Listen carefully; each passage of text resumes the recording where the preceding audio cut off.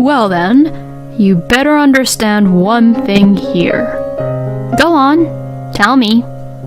Next time you ignore to do your chores, then we will get a divorce. Oh my. You'd be in trouble if we get a divorce, right? You have no other family and you're a loner, right? I have no other family and I'm a loner, huh? I see how it is. My husband, Fred, placed the divorce papers on the table in front of me confidently. Oh, so it is all filled out. Wow, it's true. Our kids looked at each other and instantly began to take action. Huh? Our kids snatched the divorce papers in their hands quickly. You want to divorce me, right? Huh? Oh, yeah, that's right. If you're going to skip and ignore to do any house chores, I'm divorcing you. Fine. Huh? Let's get a divorce. My name is Judy. I've been married to my husband Fred for 25 years. We have been blessed with 2 children. To say that my husband is an old-fashioned person sounds too good to be true. He is a quiet man who supports his family as the main breadwinner of the family. But actually, he's the type of person who nags and forces me to go to work. And he is also the type of person who also makes me take care of everything about the house, including doing all the house chores. Fortunately, before marrying Fred, I lived on my own for a long time and worked hard to save money. So it was not really hard for me to take care of the house. And above all, I thoroughly devoted myself to housework for the sake of our children, Jack and John. Thanks to my efforts, both Jack and John grew up to be successful adults. And last year, the younger one, John, left home to live on his own. I was a stay-at-home mom until both of our kids reached middle school. The reason for this being that it was simply because Fred wanted me to be a stay-at-home mom. After graduating from university, I worked at a publishing company for a long time, but when I was in my 20s, both my parents passed away one after the other. Losing both of my parents and as an only child, I had no other families and I was left all alone in this world. If my parents had any siblings, we might have had a chance to get to know each other as a family. But both of them didn't have any sisters or brothers, and both of my grandparents also had passed away. I was really all alone. And that was when I met my husband. He came in as I was smoking a cigarette in the smoking room, and he began to refill the vending machines for drinks. Then, seeing me, he approached me with a bottle of drink. This is a new product that our company will come up with at the end of the month. If you wouldn't mind it, would you like to try it? Oh, thank you very much, I will. This was how we first met, and that was how our first conversation went. But after meeting several times, we became pretty close, and this developed into a relationship. And then I learned that he had a dream. When I heard about his dream, I felt that I really wanted to support him from the bottom of my heart. His dream was to become a novelist. I had the opportunity to read one of the work he had written, and I thought that it was quite good for his first novel. Since I worked in a publishing company, I told him that I would talk to his editor about possibility of publishing his work, but he stubbornly refused. As I thought that him thinking that was a waste, I felt he had great talent, and I became more and more attracted to him. And over time, we got married, and 25 years have passed since then. However, he never made it big as a novelist. I found out that what he had written was actually written by a friend of my husband's. I found out about that when my younger son was just 5 years old.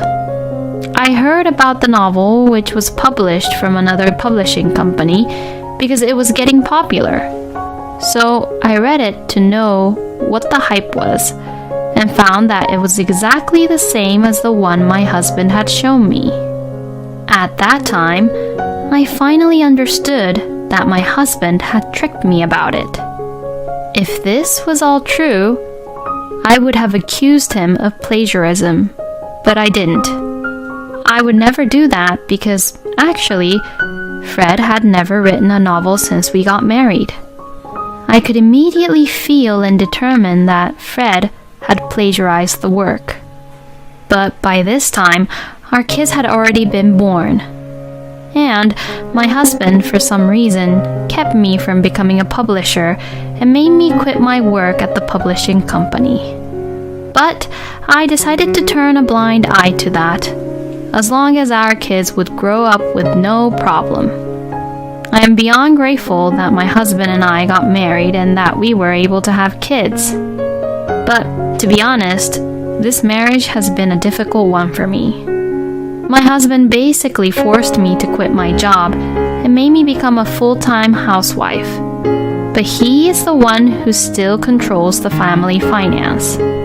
So, my husband gives me the money for living expenses, but for the past 25 years, I have received only $500 a month for living expenses. Saving money is not hard, but it would be impossible to cover food and utilities for a family of 4 with only that amount. I have tried several times to negotiate with Fred about it, but he insists that he can't give me more than the amount he's been giving me, and couldn't get anywhere with the negotiation. So, I began to use my savings I made before I married Fred, and used it mainly on our kids. I got vegetables that were on sale and meat that were half-priced in grocery stores for Fred's meals only, and cooked meals for him with those ingredients as a way of showing how I would oppose to his arguments. Once I got the cheap ingredients from the grocery stores, I would put them immediately into the freezer. I am sure that the quality and the taste wouldn't be that good as compared to the normal ones, but once I do that, I would feel much more at ease. Of course, I made sure that our kids ate well. The savings I have before I married Fred were for our kids. But the $300,000 that I had as my savings were gone as soon as my younger son graduated from college. I am truly relieved that I was able to spend my savings without our kids having to feel that it was never enough for them. I think my husband was really selfish. He had forced me to quit my job and focus on house chores. But when the kids started middle school, he insisted that I work. But I was reluctant to do so. It wasn't because I didn't want to work. I actually did want to work. But it was because I couldn't forgive my husband's selfishness at all. I knew that if I started working here, he would stop providing any of his money for the family. He would spend the money he earned on whatever he wanted to do with it, as if it was all for his own. I just couldn't allow Fred to do that. But when my husband saw me reluctant about his suggestion, he began to say such horrible things like removing me from his support system. I truly hated the fact that he was so selfish. But it turned out to be actually a good thing for me. Now that I'm off his support system, no matter how much money I earn from my work, Fred will never know how much I'd earn. And my husband goes to work early in the morning and doesn't come home until late at night. Even if I start working, he will probably never find out. And in the end, he still never found out that I was actually working. And I think it kind of helped that my husband was a man who only cared about himself. He was also oblivious about things like pension and so on. If he wasn't so oblivious, then he'd know that there was no way we could afford it all just with $500. Now that both our kids left our home, now it was my time to spend time and live my life with my husband. But I couldn't imagine such future with Fred. So I had thought of getting a divorce with my husband once the kids were married. But just as I was thinking about that, I got hospitalized. It all started when I went to the hospital for an annual medical checkup. The name of the disease was uterine fibroid, and the doctor told me that I would have to have my uterus removed completely. It was quite a shock to hear that, but there was no other way. I still wanted to watch my kids grow up, and there were still some things that I wanted to do. After consulting with the doctor and the kids, I agreed to have it removed. From next week for 5 days, I'll be gone. I informed Fred while I served him his dinner. Huh? What are you saying? I'm getting a surgery. Yeah, but why for 5 days? What about money? How much does it cost? It's all about money again. My husband was worried about money instead of me getting the surgery. Don't you worry about the surgery fee. I'll pay with the savings I made this whole time. What? You have secret savings and you didn't tell me about it? So much for using my money, huh? I guess giving you $500 per month was too much. From next month, I'll only give you $300. Anyways, I'll be gone from next week. You eat all my money up. I am no longer emotionally affected by these horrible words. Over the past 25 years, I was able to learn to ignore some things that Fred says. The day before the surgery, I was admitted to the hospital, and the next day the surgery was held and it was a success. While I was lying in bed, both our sons came running to me. Mom, are you okay? Yes, thank you. I'm fine. But don't you look a little pale? I guess so, but it's because I just woke up from the anesthesia. I'm sorry I worried you. I'm fine, so you can go back to work now. Don't worry, we're both taking a half day off today. Oh, really? Thank you. Mom, do you want a hamburger? You must be hungry, right? Oh my, you got it just for me? Thank you. But, I can only eat hospital food after my surgery. I'll just take it as a courtesy. Both of our sons worked hard and stayed with me until just before visiting hours were finished. They really both have grown up to be kind and gentle. But on the third day in the hospital, I received a call from Fred every 5 minutes. Thinking that maybe something wrong had happened to Fred, I let out a huge sigh. Yes, what is it? You. How long are you going to be out of the house? I'll be out of the hospital in 2 days. No, I won't allow it. You better come home now. Oh, please, don't be unreasonable. I can't leave the hospital yet. I'm being forced to pay extra living expenses because you're slacking off on your house chores. Oh, really? I'll be collecting $200 from you.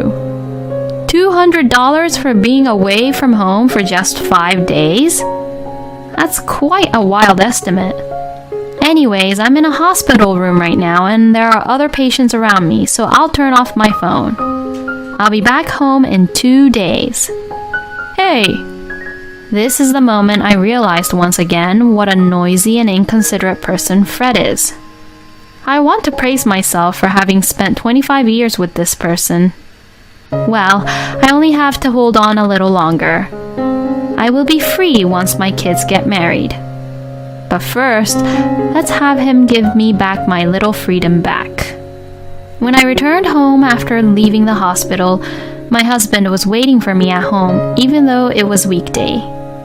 Oh, you're here. But I knew that this would happen. My husband had taken time off from work just to blame me for everything I haven't been doing. Hey, you sit here. Please wait a moment. I'll wash my hands now. I don't care about that. Hurry up and sit down. No, I don't want to. If I get an infection from this, I'll have to blame you. My husband then waits for me while tapping his foot non-stop. Well then, thank you for waiting. $200. Ah, yes, that's right. Here you go. My husband snatched the money out from my hand. What a crude person he is. Tell me how you're reflecting about what you had done this time. Reflecting? Well, I can't say that this is all due to ignoring about my health, and it's really hard to say that food had anything to do with it. If I had to say this, then I'd say that it was destined to happen. What are you talking about? Yes, I'm just saying that I've been reflecting about this illness I had. That's not what I meant. Oh, well, what else should I be sorry for? I was talking about how you skipped out on your house chores. Oh, that. Well, wait a minute. I think they should be home soon. Huh? What are you talking about? I'm talking about our kids. Huh? Why are they coming back here? I asked them to because I wanted them to see what was going on this time. And it's pretty important, you know. Then Fred began to grin. In my husband's mind, he probably thought that he can show off about what a father is like to the kids after a long time. People who only sees themselves and are just too selfish are easy to deal with because their actions are so simple and easy to read. 10 minutes later, both of our sons arrived, and our conversation resumed. You seem awfully excited. Well, I'll listen if you want to talk first. Listen up, boys. Don't ever get a wife like your mother here. You'll just have a hard time. A hard time? Like what? Like how you are right now. You oppose against me every single time. I just want to know how you're feeling and what you're thinking about. If we are a couple, then it is only natural that we want to know about each other. Well then, you better understand one thing here. Go on, tell me. Next time you ignore to do your chores, then we will get a divorce. Oh my! You'd be in trouble if we get a divorce, right? You have no other family and you're a loner, right? I have no other family and I'm a loner, huh? I see how it is. My husband, Fred, placed the divorce papers on the table in front of me confidently. Oh, so it is all filled out. Whoa, it's true. Our kids looked at each other and instantly began to take action. Huh? Our kids snatched the divorce papers in their hands quickly. You want to divorce me, right? Huh? Oh, yeah, that's right.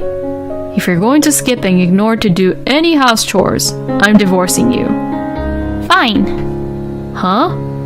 Let's get a divorce. The reason I had the kids come over today was to discuss about divorcing you. I was going to wait until the kids were married before divorcing you, but you seem to want a divorce now, and look at the kids' faces. They seem to agree with the divorce too, so I will file these divorce papers.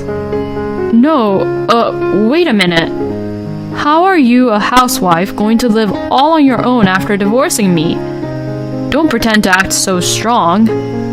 Do you really think that just $500 a month will cover the pension, tax, insurance, and all that, plus food and utilities? It's impossible. I've been working since the day when you removed me from your support system. Oh, don't worry. I have no intention of receiving any property from you with your small salary. The fact that you gave me these divorce papers is enough as a gift from you. Well then, I'll pick up my belongings on another day. Hey, wait! What kind of work are you doing? I'm an editor. One of the author I'm in charge of is the author of a piece that you plagiarized. Well then, please take care. Wait a minute. My husband tried desperately to snatch the divorce papers away, but my kids' defenses were much more stronger. My second son tackled him, and we were able to leave the house without any problems. And my divorce was successfully finalized. But my ex-husband was a man who was obsessed with money until the end. When he found out that I earned more than he did, he insisted on sharing common property. Well, it was what I had expected anyways. He destroyed my last act of mercy with his own hands. I hired a lawyer and told my ex-husband that I was suing him for financial abuse and moral harassment. He flatly denied that this was all true, but when I provided him with the family financial book, which had a record of the whole 25 years, he caved in easily. He desperately pleaded me to spare him only a trial, but there was no need to listen to him. I sued him without mercy. The result was an overwhelming victory. He had been spending his hard-earned money on other things, and so he could not afford a decent lawyer, and the case was settled almost entirely on our terms. In the end, he ended up having to pay me $20,000 as alimony without getting any of the common property. If he had quietly backed down, there would have been no consequences. I felt as if my 25 years had been paid off just with $20,000, but basically, I have absolutely no regrets about marrying him. In fact, I am more grateful. It is because of him that I was able to meet such wonderful kids. After the divorce, my ex-husband seems to be in frequent contact with the kids, but they would tell me that they will never see him again. That's true. My ex-husband has never cooperated with the kids in any way. I don't think they will ever open up to him, even if he comes on to them now. He contacted me once, but after court, I never had anything to do with him again. I didn't answer the call and I rejected it. What I am looking forward to now is that my kids are getting married and having grandchildren. I will save my money so that I can do all kinds of things for my grandchildren. This is exactly what you would call a satisfying middle-aged divorce. I fully respect Judy's enduring attitude. I hope you will be able to live a stress-free life from now on. Thank you for watching until the end. Please subscribe to our channel. See you in the next video.